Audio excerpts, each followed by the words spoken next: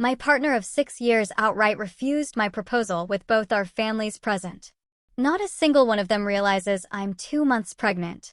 Can your entire life shatter in just 3 agonizing hours? Because mine did. One minute I was planning the perfect proposal. The next I was sitting in a dark Target parking lot at 11 p.m., utterly broken, holding a ring and a secret that would change everything. What the hell just happened? Okay, let me back up. Just a few hours before, I truly believed tonight was going to be the most perfect night of my life. I had been planning it for weeks. Both our families were coming over for what I told everyone was just a casual dinner party. My parents, his parents, my wild younger sister Kennedy, his steadfast older brother Marcus. I'd been dropping hints to Ryan for months about wanting to take the next step, about wanting to get married. And I honestly thought he was on the same page with me. We'd been together since college, lived together for 3 years, talked about kids, about growing old together. I even had the ring, hidden away in my jewelry box for a full 2 months, just waiting for the absolute perfect moment. And tonight? Tonight was supposed to be that moment. I made his favorite meal, those slow-braised short ribs with creamy garlic mashed potatoes. I'd strung fairy lights and lit candles all around our apartment, making it feel so magical. I'd even managed to get everyone to agree to come, which, honestly, with our families, is nothing short of a miracle. My mom and his mom usually treat each other like rival queens, but tonight, they were being civil. For us, everything was going so smoothly. Everyone was laughing, drinking wine, genuinely having a good time. I waited until dessert was served, homemade tiramisu, because I wanted everything to be special. Then I stood up. My hands were visibly shaking as I picked up my wine glass, trying to get everyone's attention. I just want to say something, I started, my voice a little wobbly, filled with so much hope and nervous excitement.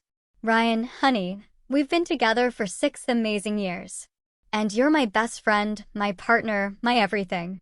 That's when I saw it. His face. It changed. Immediately. His eyes went wide, and he started shaking his head almost imperceptibly.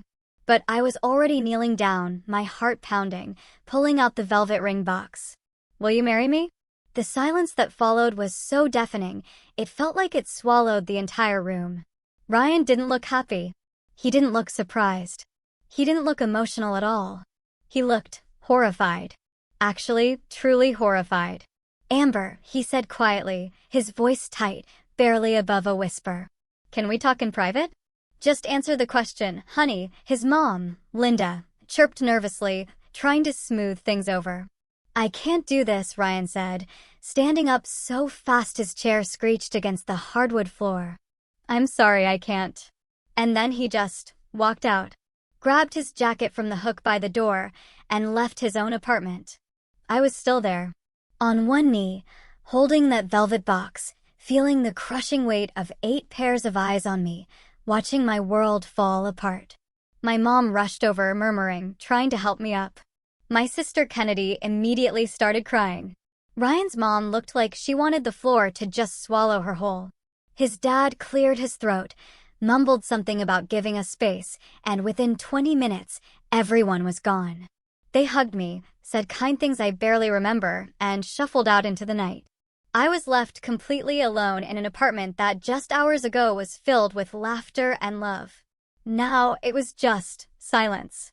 Half-eaten tiramisu, wilting flowers, and a $3,000 engagement ring clutched in my hand. But that wasn't even the worst part. The worst part was the 2-month-old secret growing inside me. That's when I grabbed my keys. And I just started driving. So now I'm here, in this empty parking lot. And all I can do is replay the look on his face. Not embarrassment. Not surprise. Horror.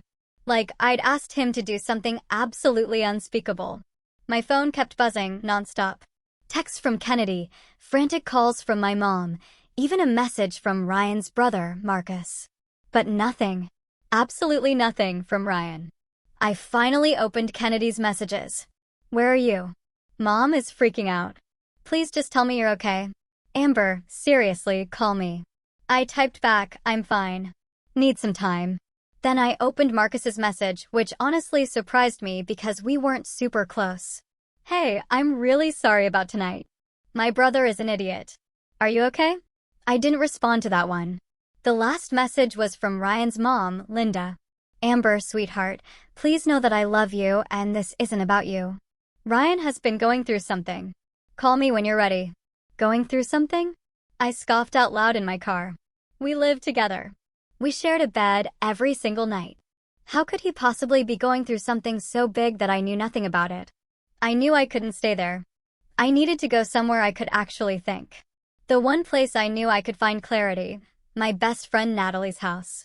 She lived about 30 minutes away, and thank God, she was always up late. I called her as I drove, my voice still shaky. Please tell me you're calling with good news, she answered, knowing all about my proposal plan. He said no. Just like that, the words spilled out. Silence on the other end. Then a sharp what? He said no. In front of everyone. He looked absolutely terrified and just walked out. My voice broke again. I'm going to kill him, Natalie said immediately, her tone fierce. Where are you right now? On my way to your place. Good. I'm putting on coffee. And we're drinking wine simultaneously if necessary. When I got to Natalie's apartment, she practically ripped the door open before I even knocked. She took one look at my face, my puffy eyes, the tear streaks, and pulled me into a fierce hug. That's when it finally happened. I started crying. Really crying. The kind where you can't catch your breath. I'm pregnant, I sobbed into her shoulder, the words muffled but clear. I'm pregnant and he doesn't know and he just humiliated me in front of everyone and I don't know what I'm going to do. Natalie pulled back, her eyes wide with shock. You're, what? 2 months. I found out 3 weeks ago. I was going to tell him after he said yes. Oh, Amber. Natalie gently pulled me inside and sat me down on her couch. Okay. One thing at a time. Does anyone else know? Just you and my doctor. All right. First, we're going to figure out what the hell is going on with Ryan. Then we'll deal with the rest. She looked at me intently. Do you have any idea why he would react that way? I shook my head, my mind a complete blank. We've been happy.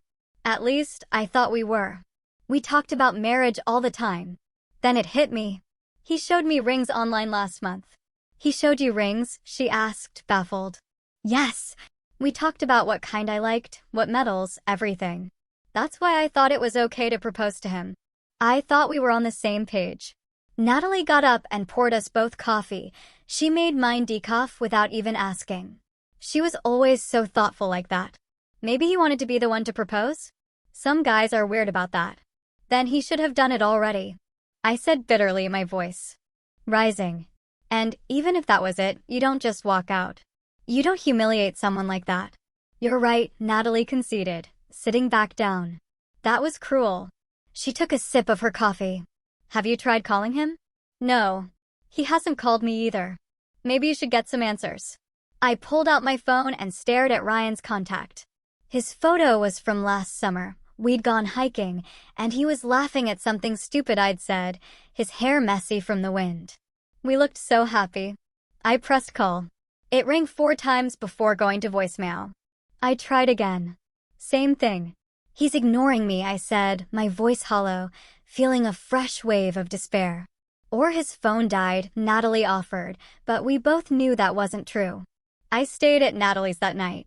She gave me pajamas and made up her guest room, and I lay there in the dark, one hand on my stomach, trying desperately to understand how everything had gone so wrong, so fast. My mind kept going back to the last few months, searching for any signs I'd missed. Had Ryan been pulling away? Had there been clues that he was unhappy? I replayed conversations, analyzed his behavior, looked for red flags. There was that time 2 weeks ago when I'd mentioned my cousin's wedding and how beautiful it was, and Ryan had gotten so quiet. I just thought he was tired from work. And last month, when we'd run into his college friend, Michael, who'd just gotten engaged, Ryan had seemed so tense the whole rest of the day. I'd chalked it up to him being stressed about a project deadline. Were those the signs? Had I been so completely caught up in my own excitement about our future that I'd totally missed him pulling away? The next morning, I woke up to 17 missed calls. Most were from Kennedy, a few from my mom, 2 were from Linda, and 1 was from Marcus. I called Marcus back first. It probably should have seemed weird to me, but nothing felt normal anymore. Amber, hey, he answered immediately, his voice filled with concern. Are you okay? Where are you? I'm at a friend's, I said, trying to keep my voice steady. Why are you calling me? He hesitated. I think we need to talk about Ryan. My heart started pounding. What about him? Not over the phone. Can we meet somewhere? Like a coffee shop? Marcus, just tell me. Please. This is important, and it's not something I can just text you. There was something in his voice that genuinely scared me. Okay, I relented. There's a coffee place on Maple Street, the one with the green awning. I know it. I can be there in an hour. Fine. He hung up. I immediately went to find Natalie, who was making breakfast in the kitchen. Marcus wants to meet me, I said, my voice barely a whisper. He says he needs to talk about Ryan. Natalie turned around, spatula in hand. That's weird, right? Why would his brother want to talk to you? I don't know, but he sounded serious. I'm coming with you, Nat. Not negotiable. You're not going alone. An hour later, we were sitting in a corner booth at the coffee shop. I was nursing a chamomile tea, trying desperately not to throw up from sheer nerves, when Marcus walked in. He looked terrible. Like he hadn't slept in days. His hair was disheveled, and there were dark circles under his eyes. He slid into the booth across from me and just nodded at Natalie. Hey, Natalie said coolly, her expression unreadable. Thanks for meeting me, Marcus said, looking directly at me. I wasn't sure if you would. What's going on, Marcus? Where's Ryan? He's at his parents' house. He showed up there last night after everything. He rubbed his face, looking utterly drained. Look, I'm going to tell you something, but you have to understand that I only found out about this a few months ago. And I've been trying to get him to tell you, but he wouldn't listen. My blood ran cold. Tell me what? Ryan's been having panic attacks. Bad ones. He's been seeing a therapist for about 4 months now. Whatever I'd been expecting, it definitely wasn't that. What? Why? About what? About commitment? About marriage? About becoming his dad. I felt like I'd been slapped. His dad? What's wrong with his dad? Marcus laughed, but it wasn't a happy sound. It was hollow. You really don't know? I thought Ryan would have told you by now. Told me what? He looked incredibly uncomfortable. Our parents almost got divorced 5 years ago. Dad had an affair with a woman from his office. It went on for 2 years. Mom found out, and it nearly destroyed everything. They went to counseling and worked it out.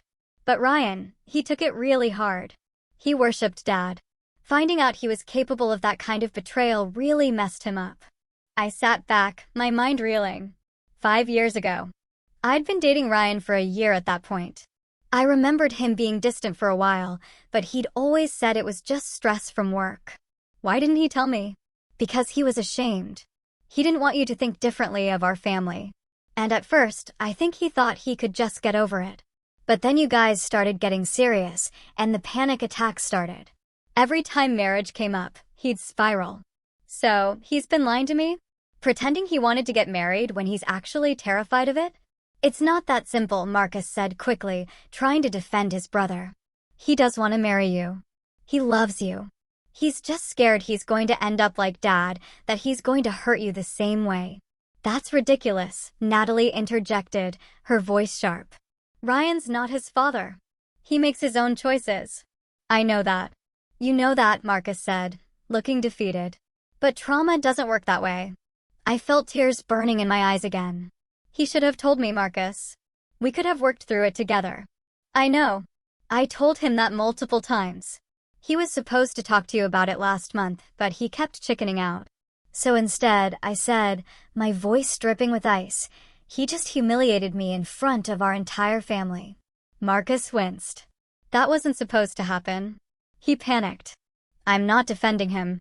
What he did was wrong, but I thought you should know the truth. Is there anything else? I asked, my voice dangerously sharp. Any other massive secrets Ryan's been keeping from me?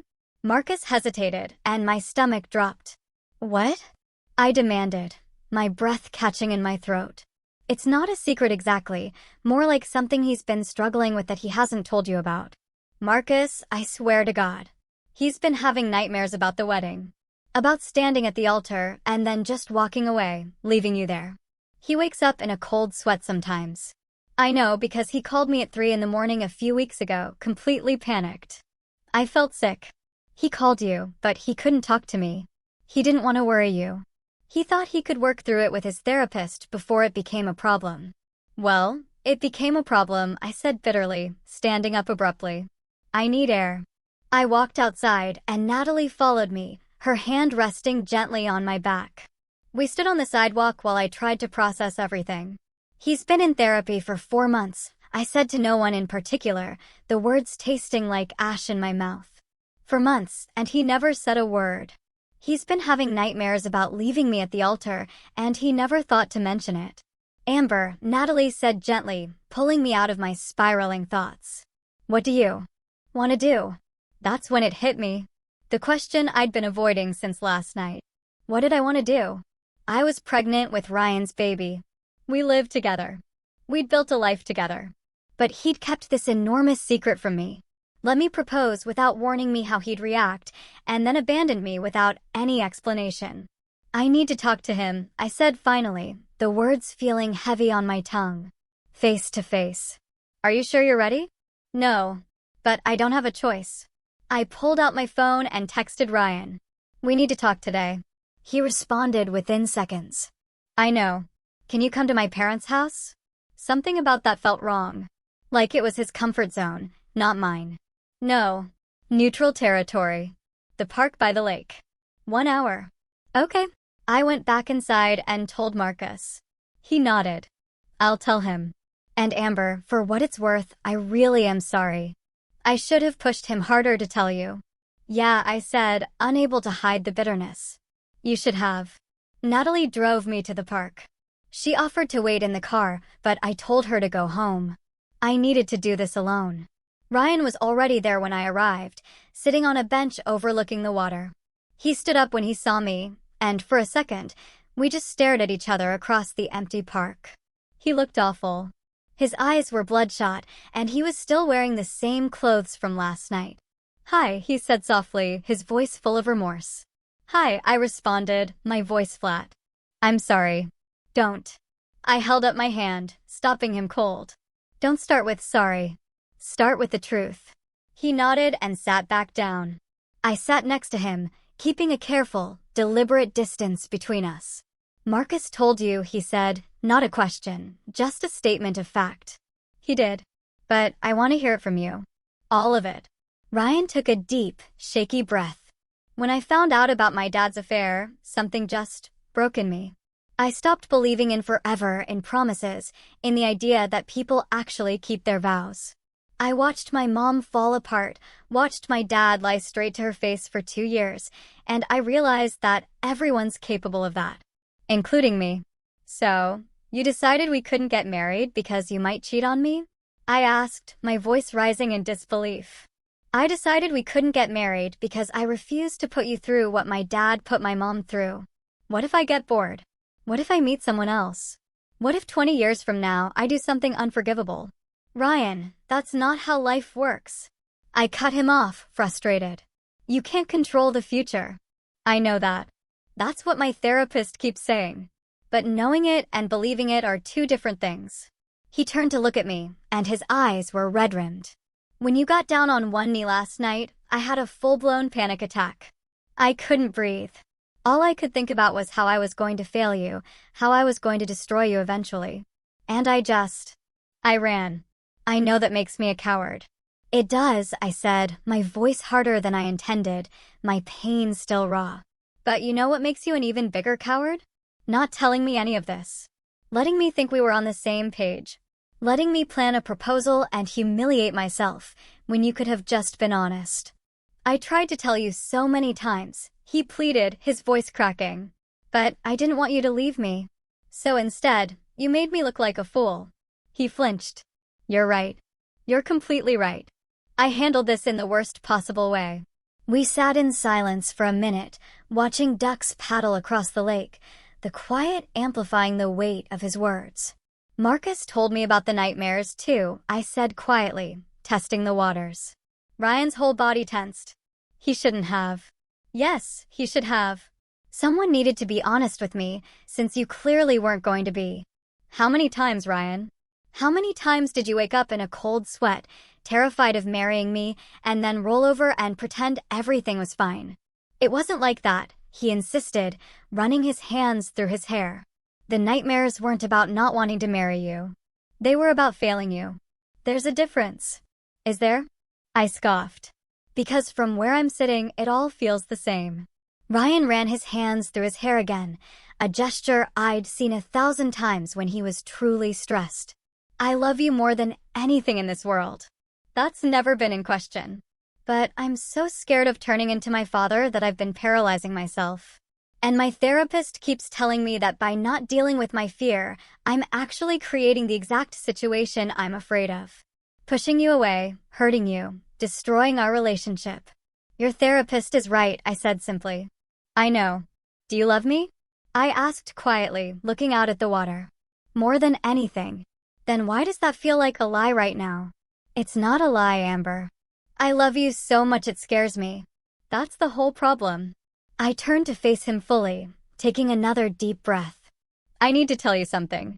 He looked at me, waiting, his eyes full of apprehension. I'm pregnant. The color completely drained from his face. What? 2 months. I found out 3 weeks ago. I was going to tell you after the proposal. Ryan stood up like he'd been shocked, physically recoiling. You're pregnant with our baby? Yes, Ryan. Our baby. He started pacing, running his hands through his hair, muttering, "Oh my God. Oh my God. This is too much." Yeah, I supplied bitterly. I'm getting that impression. No, that's not. I need a minute. I need to think. You need to think? I shot back, my voice laced with fury. I've had 3 weeks to think. And you know what I thought? I thought we were going to be a family. I thought you'd be happy.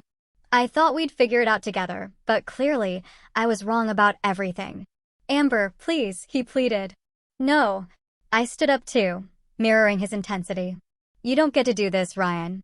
You don't get to keep me in the dark and then panic every time life throws us a curveball. Either you want this, us, this baby, a future, or you don't.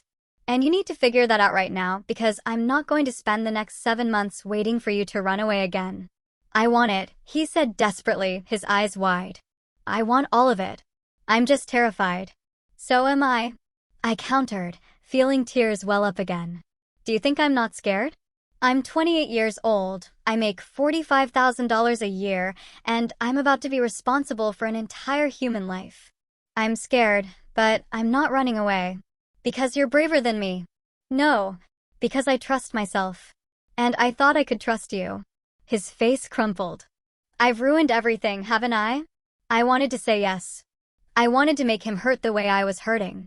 But instead, I said, I don't know yet. I need time to think about what I want. Are you breaking up with me? I'm saying I need space. I'm going to stay with Natalie for a while. You can stay at the apartment or with your parents. I don't care. But I need time to figure out if I can forgive this. Can I call you? Eventually. But not yet. I started walking away, then stopped and turned back. Ryan, you should know that your dad's choices aren't your choices. You're not him. And if you can't see that, then maybe we don't have a future anyway. I left him standing there by the lake. The next 2 weeks were the hardest of my life. My phone still buzzed with concerned calls and texts. Honey, are you still planning to stay with him? My mom asked one night, her voice tentative. I don't know, Mom. Because you don't have to. You know that, right? You can come home. Your father and I will help you with whatever you need. The offer made me cry. Thanks, Mom. I just want you to know that you have options. You're not trapped. But I felt trapped. Trapped by love, by history, by the tiny life growing inside me that tied me to Ryan, whether I wanted it to or not. Kennedy visited twice. The first time, she brought ice cream and trashy magazines, trying to distract me with frivolous things. The second time, she was more direct. Have you talked to him at all? She asked, sitting cross-legged on Natalie's couch. No. He's texted a few times, but I haven't responded. What did the texts say? I pulled out my phone and showed her. I'm still at my parents'. Take all the time you need. I'm still going to therapy twice a week now. I miss you. Please let me know you're okay. Kennedy read through them, her expression unreadable. He sounds miserable. Good. I snapped, the anger flaring again. Amber, what? He should be miserable. He humiliated me, Kennedy, in front of everyone. And then I find out he's been hiding this huge issue for months. He deserves to be miserable. I'm not defending him. What he did was wrong. But he clearly loves you. Love isn't enough, I said, and saying it out loud made it feel so terribly true. Love isn't enough if there's no trust. No honesty.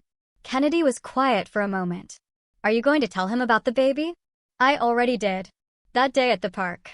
And he freaked out. Said he needed time to think. He's an idiot. Yeah, he is. Even Linda reached out, asking if we could have coffee. I ignored the first 2 texts. But when she sent a third one that just said, "Please, Amber, I need to talk to you about something important," I finally agreed. We met at a quiet cafe on the other side of town, somewhere I knew we wouldn't run into anyone we knew. Linda looked older than I remembered. There were new lines around her eyes, and her hair had more gray in it. "Thank you for meeting me," she said as we sat down with our drinks. "I wasn't sure you would." "I almost didn't," I admitted bluntly. "I understand." She wrapped her hands around her mug, her gaze direct. "I wanted to apologize. For Robert, for the affair, for not telling you what was going on with Ryan. You knew about his panic attacks?" "Not until recently. Marcus told me about a month ago. I tried to talk to Ryan, but he wouldn't open up to me. I think he was ashamed or angry at me for staying with Robert. Maybe both." I took a sip of my tea, not sure what to say. "I need to tell you something," Linda continued, her voice softer now. "Something I've never told anyone except my therapist. When I found out about Robert's affair, my first instinct was to leave. To pack up and file for divorce and never look back. Why didn't you?" "Because I realized that what Robert did was Robert's choice. It wasn't about me or our marriage or anything I did wrong. It was about him being selfish and weak. And I had to decide if I could forgive that. If the man he was trying to become was worth staying for." "And you decided he was?" "Eventually. But it took a long time. And a lot of therapy. And I still have days where I question it." She looked at me directly, her eyes holding mine. "Ryan is terrified of making the same mistake his father made. But what he doesn't understand is that the fear itself is what's pushing you away, not some inevitable future betrayal." "I know that," I whispered. "But how do I help him see it?" "I don't think you can. I think he has to figure it out himself. All you can do is decide what you're willing to wait for and what you're not." We talked for another hour. Linda told me all the painful details about the affair, how she'd found out, how Robert had confessed, how they'd almost lost everything. She told me about the counseling, the slow, agonizing rebuild of trust, the moments where she'd almost given up. "I'm not telling you to stay with Ryan," she said as we were getting ready to leave. "That's your choice. But I am telling you that people can change if they want it badly enough, and if they're willing to do the work. What if the work isn't enough? Then at least you'll know you tried. And you won't spend the rest of your life wondering, what if?" That night, I lay in Natalie's guest bed, thinking about what Linda had said. Could people really change? Could Ryan actually overcome his fear? And more importantly, was I willing to wait around to find out? Ryan texted me again that night. "I know you need space. I'm trying to respect that.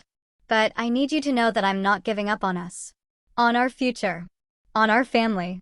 I'm going to fix this. I promise." I stared at the text for a long time before responding. "Promises don't mean much right now, Ryan." His response came immediately. "Then I'll show you. However long it takes." Natalie was amazing through all of this. She let me cry. She let me rage. She let me eat ice cream for dinner 3 nights in a row. She also made me go to my first prenatal appointment, holding my hand while the doctor showed me the tiny blob on the ultrasound that would eventually become my child.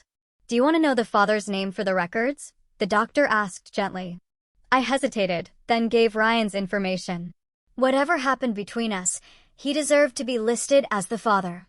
"And is he involved?" the doctor asked, even more gently. I don't know yet, I admitted, my voice small. The doctor nodded sympathetically. Well, you have time to figure it out. For now, let's focus on keeping you and baby healthy. She gave me a prescription for prenatal vitamins and a list of foods to avoid. As we left, Natalie linked her arm through mine. You're going to be an amazing mom, she said, her voice full of conviction. What if I have to do it alone?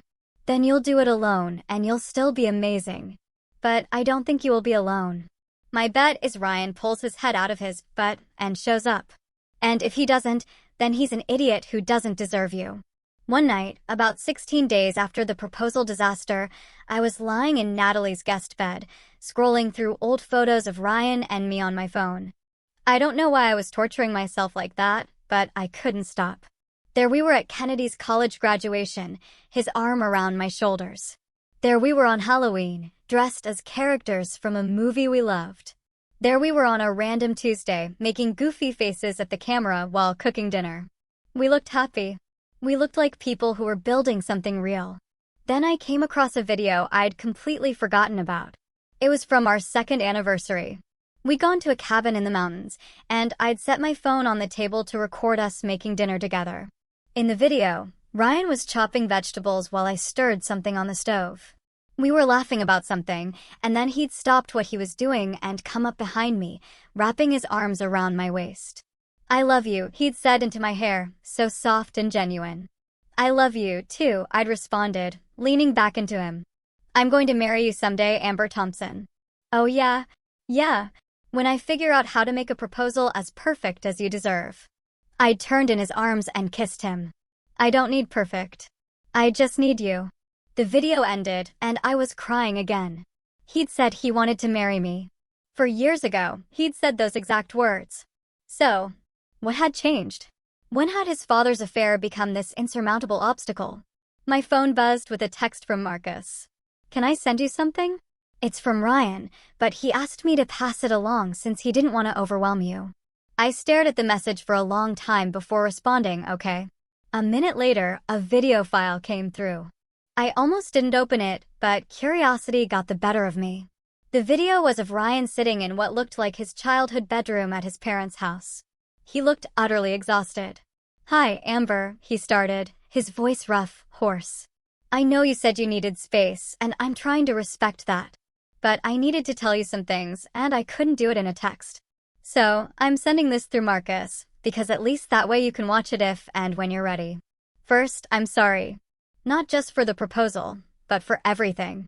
For not being honest. For not trusting you with the hard stuff. For making you feel like you couldn't count on me. Second, I've been doing a lot of work in therapy, twice a week, like I said. And I'm starting to understand that I can't let my dad's mistakes define my future. That's not fair to you, and it's not fair to me. I'm not my father. I make my own choices. And I choose you. I will always choose you. Third, I know you're pregnant, and I know I reacted badly when you told me. But I need you to know that I want this baby. I want to be a dad. I want to build a family with you. I'm scared, but I'm not running anymore. I found something the other day, he continued, his voice softening slightly. I was going through some old boxes at my parents' house, and I found this. He held up a small, worn leather journal. It's a journal I kept senior year of college, right around when we met. I haven't looked at it in years, but I found this entry from the night of our third date. I'm going to read it to you because I think it's important. He cleared his throat, his eyes scanning the page. Met up with Amber again tonight. We went to that Mexican place she likes. And she told me about her family and her dreams of becoming a teacher. She laughed at all my stupid jokes and didn't judge me for ordering 3 tacos. I know it's only been 3 dates, but I have this weird feeling that she's going to change my life. Like, this is someone I could build something real with. I hope I don't mess it up. I was 21 when I wrote that, Amber. 21 and already knowing you were special. And I was right. You changed my life. You made me better. And I did mess it up, just like I was afraid I would. He reached off camera and pulled out a small velvet box. My heart stopped. I bought this 8 months ago. I've been carrying it around in my jacket pocket ever since, waiting for the right moment. Every time I thought about proposing, I'd panic and chicken out. Not because I don't want to marry you, but because I was so afraid of becoming my father that I paralyzed myself. But here's the thing I've realized. Being afraid to hurt you isn't the same as actually protecting you. In fact, by not dealing with my issues, I hurt you worse than I ever could have by just being honest. So, I'm being honest now. I want to marry you, Amber. I want to be your husband and the father of our child and the person you build a life with. I want Sunday mornings and family dinners and arguments about whose turn it is to do the dishes. I want all of it, even the scary parts. But I also understand if you're not ready to forgive me. If you need more time, or if you decide you can't trust me again, I'll accept that. I'll still be there for the baby, and I'll respect whatever boundaries you need. I just needed you to know that 6 years ago, I met someone who changed everything, and I'm not giving up on her without a fight. I love you, Amber. I'll wait as long as it takes. The video ended. I watched it 3 more times, crying harder each time. Natalie heard me and came in, sitting on the edge of the bed. What happened? I showed her the video without a word. When it finished, she was quiet for a moment. Wow. Yeah. What are you going to do? I don't know. Part of me wants to run back to him right now, but the other part of me is still so angry. Both of those feelings are valid. I know, but they can't both be true at the same time. Sure, they can. You can love someone and be angry at them. You can want to forgive them and still need them to earn it back. I looked down at my stomach, which was just starting to show the slightest, almost imperceptible curve. What would you do? Natalie smiled sadly. I can't answer that. But I can tell you what I see. I see 2 people who love each other and hurt each other and are trying to figure out how to move forward. And I think that's pretty normal, actually. Most people just don't have to do it with an audience. She was right. The proposal had made everything public, and now I felt like I was navigating my heartbreak under a microscope. You know what the worst part is? I said, my voice thick. I keep thinking about that video from our anniversary where he said he wanted to marry me someday. He meant it then. I know he did. So, when did it change? When did his dad's affair become bigger than us? Maybe it didn't change, Natalie mused. Maybe it was always there, under the surface, and it just finally came out. That's not better, Nat. I know. But at least now it's out in the open. You can't fix a problem you don't know exists. That night, I texted Ryan for the first time in over 2 weeks. I got your video. He responded immediately. And I need to see you tomorrow. Same park. I'll be there. Ryan, bring the ring. Okay. The next afternoon, I arrived at the park first. I'd chosen a different bench this time, one with a better view. I wanted to be able to see Ryan coming. When he arrived, he looked so nervous. He was wearing the blue sweater I'd bought him last Christmas, and his hair was freshly cut. He'd made an effort. He sat down next to me, leaving a respectful amount of space. Hi, he said, his voice hesitant. Hi. Thanks for agreeing to see me. Thanks for the video. It helped. He nodded, waiting, his gaze anxious. I took a deep breath. I've spent the last 2 weeks trying to figure out if I can forgive you. And the truth is, I'm still not entirely sure. What you did hurt me in a way I didn't think was possible. You made me feel stupid and unwanted, and like everything we'd built was a lie. I know, he choked out, his eyes glistening. And I'm so sorry. But I also realized something, I continued, looking at him fully. I realized that I don't want to be with someone who's perfect and never makes mistakes. I want to be with someone who's real. Someone who struggles and works on themselves and tries to be better. And you're doing that. Ryan's eyes were bright with unshed tears. I am. I promise, Amber, I am. I'm not ready to get married yet, I said firmly, watching his face fall a little. Maybe not for a while. I need to rebuild my trust in you, and that's going to take time. I understand. But I don't want to do this alone. The pregnancy, the baby, all of it. I want us to try again. Slowly. Honestly. With no more secrets. No more secrets, he agreed immediately, his voice thick with emotion.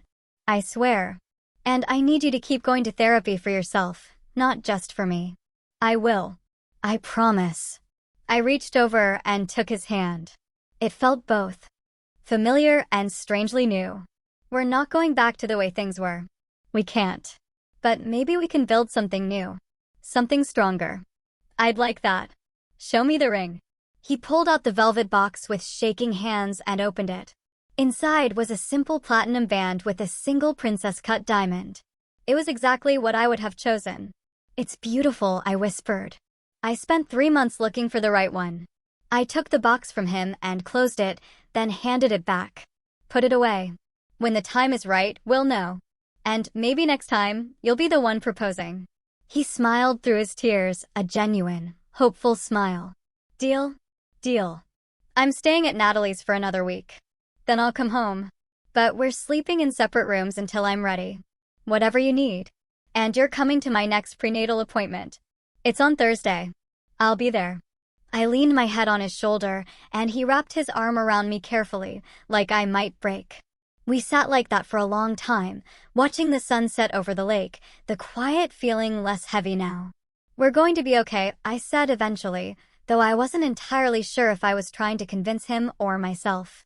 We're going to be better than okay, Ryan said, his voice firm, filled with a new resolve. I'm going to make sure of it. The next few months were a slow, deliberate process of rebuilding. Ryan came to every prenatal appointment, his hand in mine. As we watched our baby grow on the ultrasound screen, he asked questions, took notes, and started reading every pregnancy book he could find. We started couples therapy in addition to his individual sessions. Our therapist, Dr. Chin, was patient and insightful. She helped us learn how to communicate better, how to be vulnerable without being defensive, how to rebuild trust one conversation at a time. It wasn't always easy. There were setbacks, like the time Ryan canceled plans at the last minute because he was having a panic attack, and I felt that familiar anger and fear rise up again. Or the time I snapped at him for leaving his dishes in the sink, and we both realized I was really just scared he'd leave me again. But we worked through it. We talked. We cried. We learned. I moved back into the apartment after 3 weeks at Natalie's. True to my word, I slept in the guest room for the first month. But gradually, as trust rebuilt, I found myself spending more time in our shared bedroom. First, just sitting on the bed to talk, then lying next to him to watch TV. And finally, one night, about 2 months after the failed proposal, I just stayed. Is this okay? I asked, curled up against his chest, my voice barely a whisper. More than okay, he whispered back, kissing the top of my head, holding me tight. My family slowly came around. My mom was cautious at first, protective of me in a way that was both annoying and touching. But when she saw Ryan at the 20-week ultrasound, crying happy tears as we found out we were having a girl, something softened in her. He really loves you, she said to me afterward, a small smile playing on her lips. I know. Just don't let him forget how lucky he is. Kennedy was harder to win over. She was furious with Ryan for months, barely speaking to him at family dinners. But then one day, when I was about 5 months pregnant and struggling to reach something on a high shelf, Ryan jumped up to help me without being asked. He'd noticed I was uncomfortable before I'd even said anything. Kennedy watched the whole interaction, then pulled me aside later. Okay, she said, nodding slowly. I'm still mad at him, but I can see he's trying. He really is. Good. Because if he hurts you again, I'm going to hurt him. And I know people. I laughed to spite myself. You don't know people, Kennedy. You're a kindergarten teacher. Yeah, but 5-year-olds can be vicious when properly motivated. Ryan's family was complicated in a different way. Linda was supportive, almost relieved that we were working things out. Robert was awkward around me, like he knew his affair had caused all of this and didn't know how to apologize for something that had happened 5 years ago. Marcus became an unexpected ally. He checked in on me regularly, offered to help with anything I needed, and called Ryan out when he was being an idiot. You're a good brother, I told Marcus one day when he'd helped me move some furniture. I'm trying to make up for not pushing Ryan harder to tell you the truth earlier. I knew he was struggling, and I didn't do enough. That wasn't your responsibility. Maybe not, but I care about you. Your family. The words made me tear up, which happened a lot when I was pregnant. As my due date got closer, Ryan became increasingly nervous, but also increasingly excited. He set up the nursery, painting it a soft yellow with white trim. He assembled the crib, the changing table, the rocking chair. He washed all the baby clothes and organized them by size. "You're nesting," I teased him one evening, watching him fold tiny onesies. "I'm preparing," he corrected, a serious look on his face. "There's a difference." "Whatever you say, honey." One night, when I was about 7 months pregnant, Ryan and I were lying in bed, his hand on my belly, feeling the baby kick. "I want to tell you something," he said quietly, almost hesitantly. "Okay," I murmured, watching his profile in the dim light. "I'm not scared anymore." Or, "I am, but it's a different kind of scared. I'm not scared of becoming my dad. I'm not scared of failing you. I'm just scared of the normal things. Like whether I'll be a good father.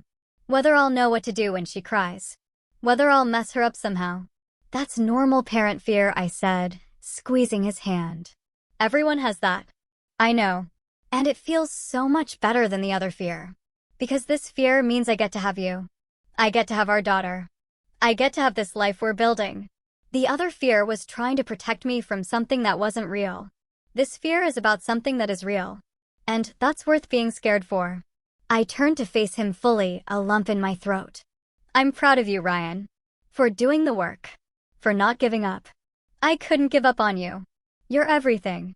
For months later, on a random Tuesday evening, when I was 8 months pregnant, Ryan came home from work and found me in the kitchen making dinner.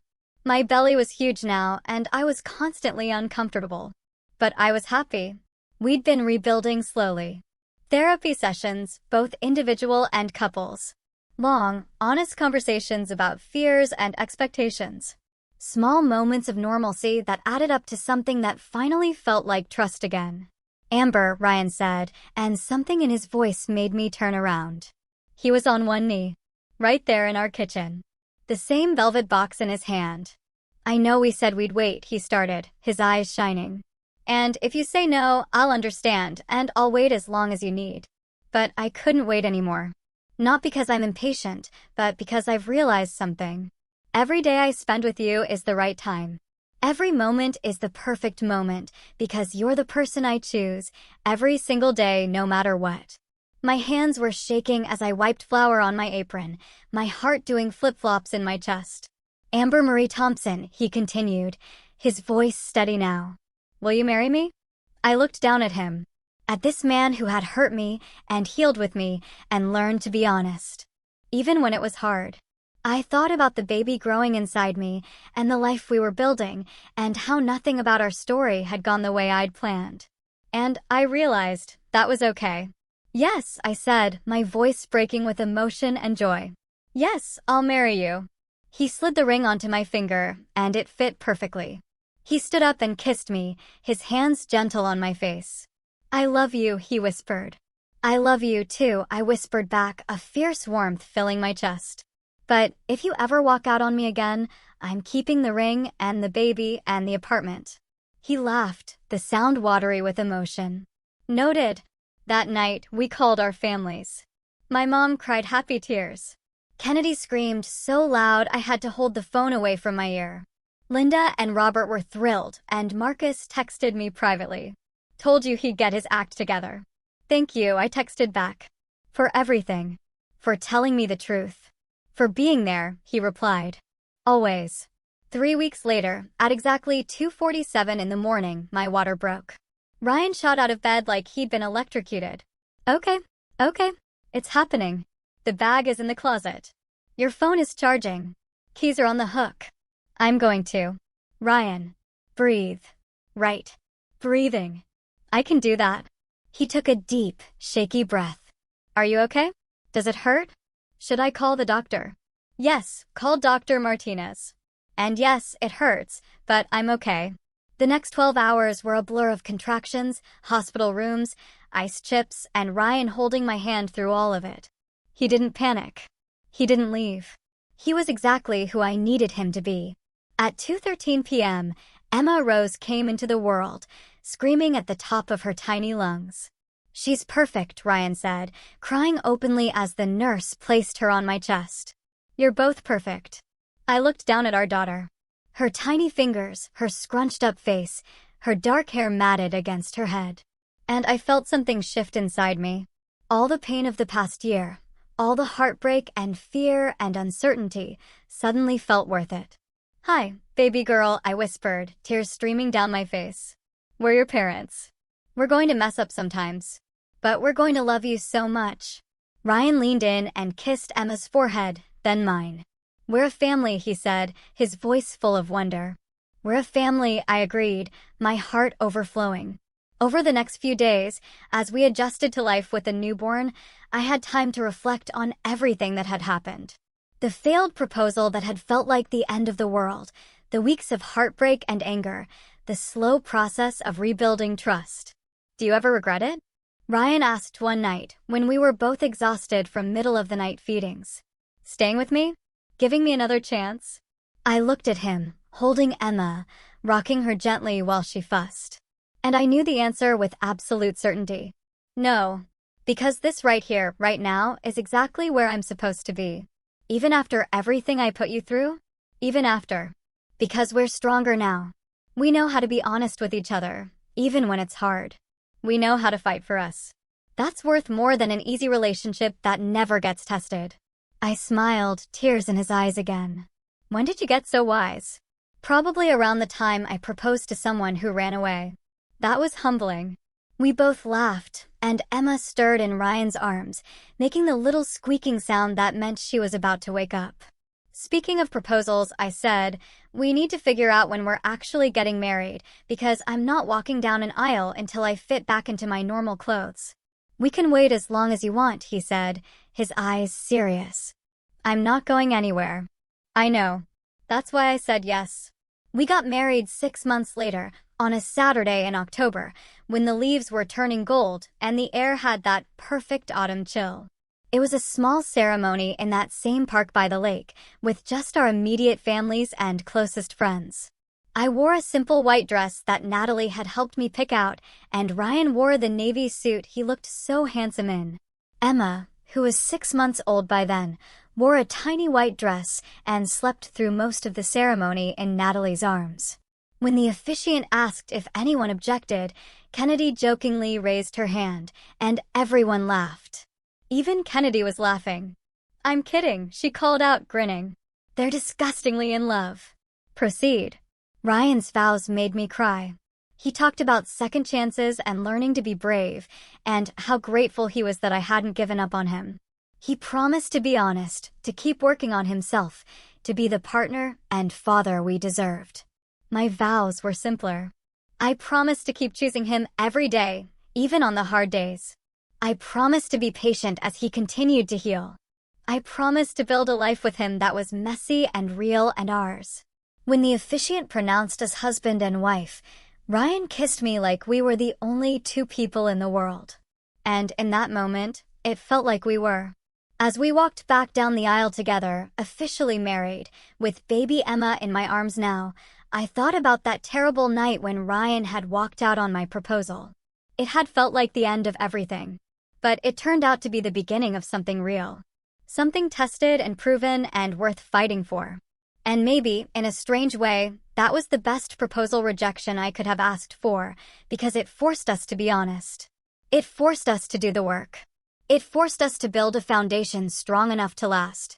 At the reception, Marcus pulled me aside during the dancing. "I'm really happy for you," he said, giving me a warm hug. "Both of you. You're good for each other." "Thanks, Marcus. And thank you for that day at the coffee shop. For telling me the truth. I don't know if we would have made it without that. You would have figured it out eventually. You two are annoyingly determined." He grinned. I laughed. "We are, aren't we? It's actually kind of inspiring. You make me believe in love again." High praise from someone who's seen us at our worst. That's exactly why I believe it. Because I saw you at your worst, and you still chose each other. Later that night, after the reception had ended and the guests had gone home, Ryan and I stood on the dock by the lake, Emma asleep in my arms, watching the moon reflect on the water. "Remember when we used to come here in college?" Ryan said, his voice soft. "Before all the complicated stuff? Before your dad's affair, before the panic attacks, before the failed proposal." "Yeah. Sometimes I wish we could go back to that. To when everything was simple. I don't, I said, surprising myself with the truth of it. Because simple isn't the same as strong. We're stronger now. We know what we're capable of, separately and together. We know we can survive hard things. Ryan wrapped his arm around my waist, careful not to wake Emma. You're right, as usual. Get used to it, husband. I'm always right. He laughed softly. I don't mind. We stood there for a long time, the three of us, a family forged through fire. It wasn't the perfect love story I'd imagined when I bought that engagement ring. It was messier, harder, more painful, but it was ours. And it was real. And that was better than perfect any day. A year after the wedding, when Emma was learning to walk and Ryan and I had settled into the beautiful chaos of parenthood, we were cleaning out the closet, and I found the ring box from my original proposal. The one I'd used that terrible night. Should we keep this? I asked Ryan, holding it up. He took it from me, turning it over in his hands. I don't know. What do you think? I think we should keep it, I said, a faint smile on my face. As a reminder of the worst night of our lives. Of the night that changed everything. The night we started being honest. Ryan smiled, a genuine, soft smile. When did you become such an optimist? When I married a man who taught me that people can change if they want it badly enough. He pulled me close and kissed me. I love you, Amber. I love you too. And I meant it.